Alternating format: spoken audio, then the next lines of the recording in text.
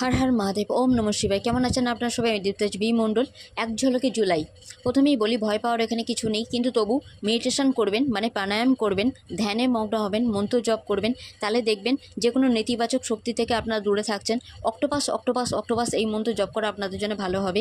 যে কোনো রকমের টক্সিক রিলেশনশিপ থেকে আপনারা এই টাইম থেকে মুক্তি পাবেন, নতুন কিছু লাইফে শুরু হবে। আর হ্যাঁ, হেলথের ইস্যু থাকবে, তার জন্য আস্তিনা আস্তিনা আস্তিনা এই মন্ত্র জপ করলে আপনাদের জন্য ভালো হবে। যারা হেলথের ইস্যুতে প্রবলেমে ভুগছেন, তারা ডক্টরের পরামর্শ মেডিসিন নিন, আপনাদের জন্য ভালো হবে।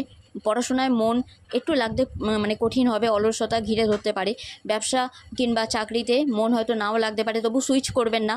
এই টাইমে চাকরি ছাড়ার কথা একদমই ভাববেন না। ব্যবসায় টিকে থাকুন, দেখবেন এই টাইমটা বেরিয়ে গেলে, এই জুলাই মাসটা বেরিয়ে গেলে আপনারা কোনো পদক্ষেপ নেবেন। দূরে কোথাও ভ্রমণে যাবেন না, তাতে বিপদ একটু বাড়বে।